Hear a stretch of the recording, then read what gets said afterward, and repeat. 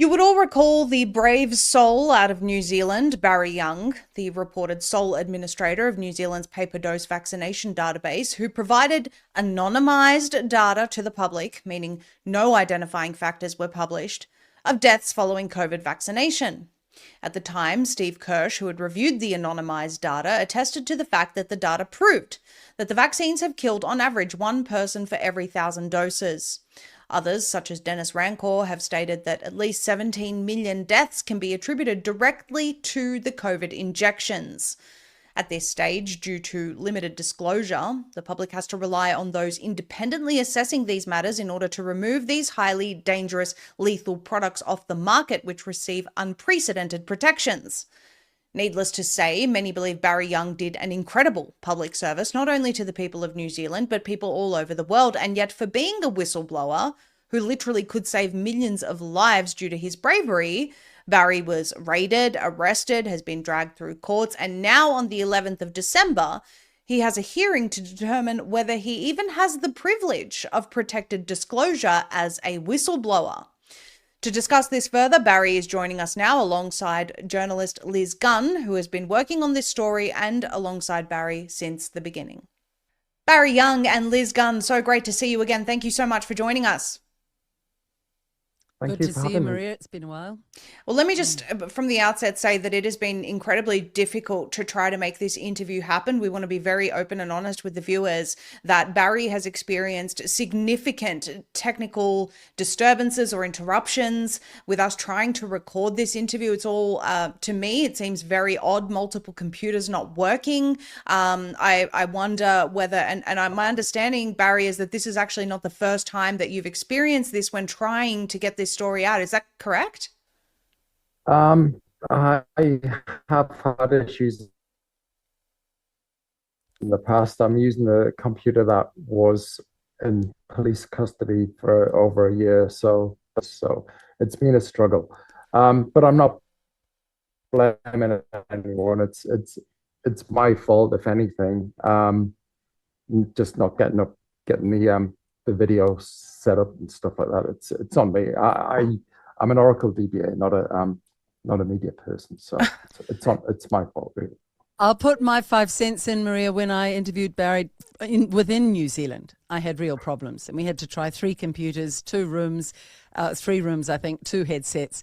It's really difficult to get comms with him, and the police uplifted all his equipment. So we'll leave it there, but there's a huge question mark. Our New Zealand police themselves are under very grave questions at the moment in New Zealand for corruption. So that's another whole conversation, Maria. Right. Well, I just wanted to apologize from the outset to the viewers. We are experiencing some technical issues, but we will do our best to get this out because this is very important.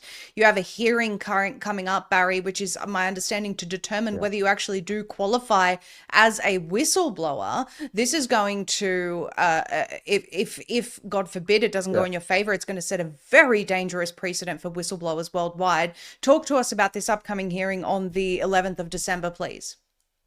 Yep, 11th of December, 9 a.m.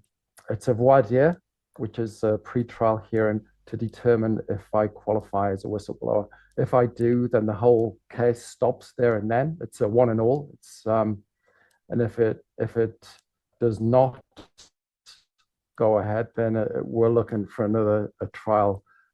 Absolutely incredible. It'll be the longest trial in New Zealand history before we even get to the trial. Wow. Wow.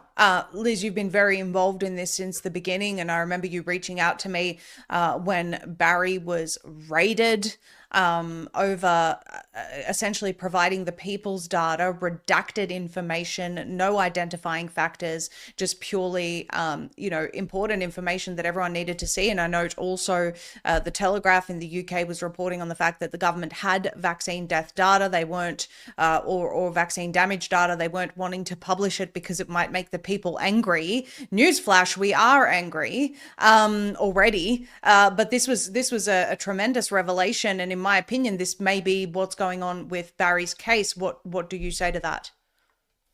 Absolutely, it's going on. And this case has gone on for 2 years. It's coming up for 2 years since we carefully put it out. It was well researched. We knew that it was the people's data. It was built by Barry. It was a pay per dose database. And Barry really is the owner of that database because he put it together.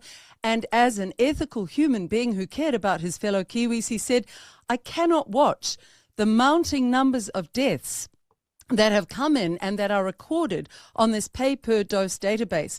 What makes it extraordinarily important for the world is this.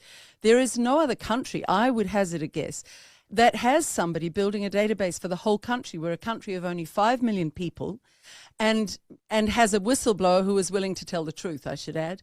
And so there was only one database operator, and that was Barry Young, building this database, which if it had gone the way we planned, which was let's put the truth out to the world, we know that it stands up. We'd spent 8 weeks examining it. Epidemiologists and statisticians from around the globe will pull this apart and they will find the truth about the jabs, and that proof will be irrefutable evidence that these mRNA jabs have caused excess deaths and much other maiming around the world. Instead, we have the New Zealand government spending, or the Ministry of Health here, spending at least $2 million, we think it's closer to $3 million, to suppress the truth and hide it from the people of New Zealand. And beyond that, we have Bill Gates just recently, Maria, saying, oh, mRNA is a treasure to the world. mRNA is a rampant poison that is ruining lives, millions and millions of lives everywhere. Is it not, Barry Young? And that's why you spoke out, because you're so brave and so ethical. Yeah, I'm interested to know, Barry, how this entire ordeal has been for you. I recall the very early days, a lot of support from people in New Zealand for what you did, which in my view was a public service. What has this been like for you, and how do you feel about this upcoming trial? Well, it hasn't been the most easiest time in my life, but I have been relatively calm about it. I mean, the thing is, I am a calm person by default. Interviews like this is probably the most stressful thing I've done. Compared to a trial, this is out the gate. Having the police break into your home was pretty stressful, Barry. Yeah. I just that was having armed cops in my house. But I just want to say that regarding the Whistleblowers Act,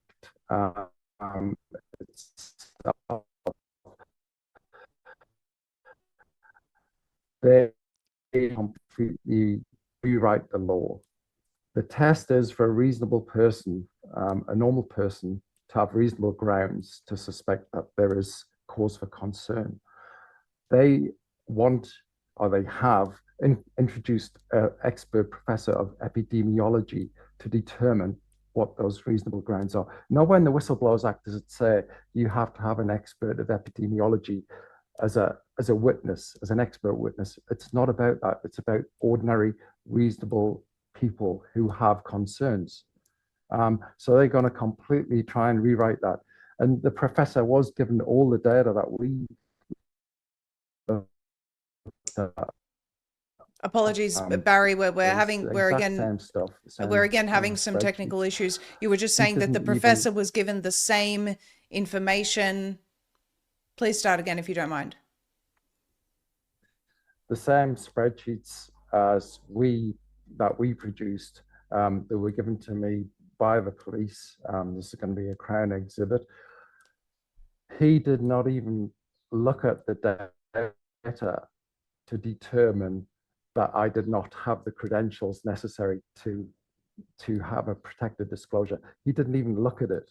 And that's an expert professor of epidemiology. He said he tried to open it in Excel, and Excel only allows 1 million lines of data. And he said that he could see 1 million lines, and after that, he closed it down. The data was 2.2 million lines. So all he did was open up Excel, see that it reached its limit, close it down again.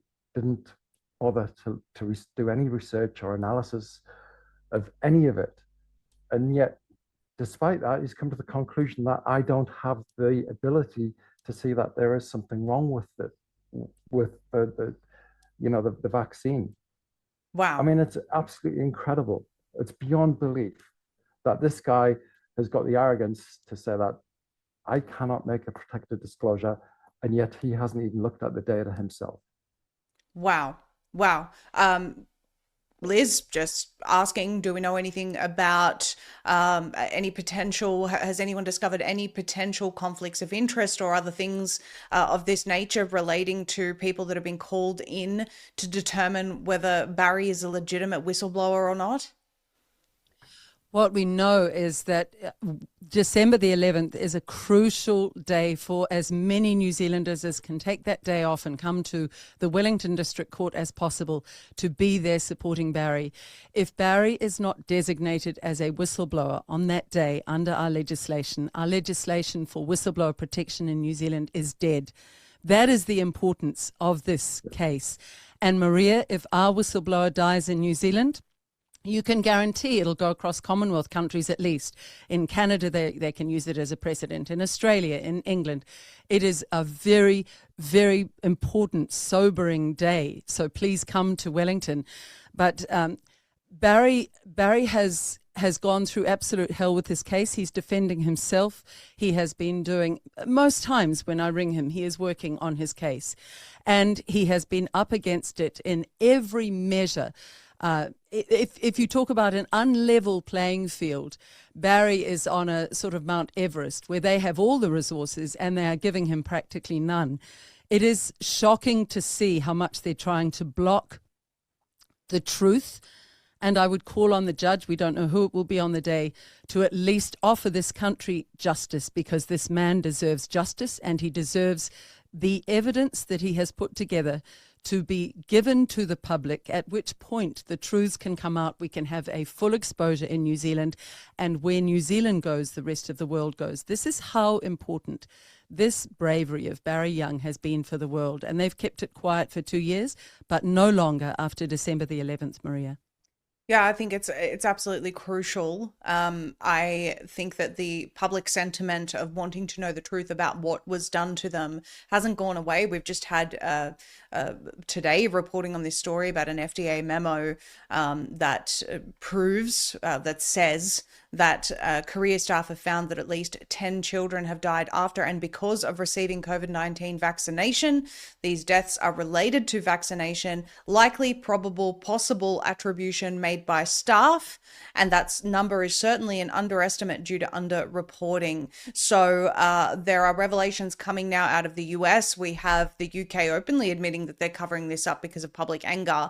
The more that people keep digging to expose this, my whole argument has always been, if they get away with what happened during the COVID era, I don't know that we can trust that something worse won't happen next time. We have to be sure of the safety of the things that the government is telling us we have to do in order to keep our jobs. I mean, it's just it's a tremendous injustice that occurred during the era of COVID, and people need the truth and people need the data, and that's why we have whistleblowers. And right now there are whistleblowers or staff that are coming forward from within the medical community in America. So there should be in every single country. Why are we demonizing this? Why are we criminalizing this? This needs to be the standard moving forward. And I feel that the case of Barry Young is absolutely the case when it comes to transparency, accountability, and justice. So Barry, 11th of December, where do people need to go to support you?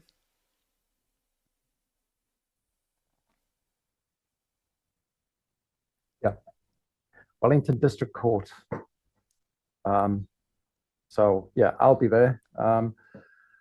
So hopefully as many people as possible will turn up, and I really appreciate your support and your help with this. Thank you so much.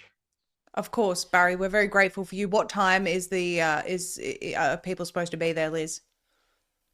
9 o'clock is an advisable time. They say 10 o'clock, but I never quite trust it. They can try to skip ahead and get in before the crowds arrive. So let's all meet at the court. They'll probably try to keep the crowds within the courtroom small, but let's have a massive crowd on the pavement.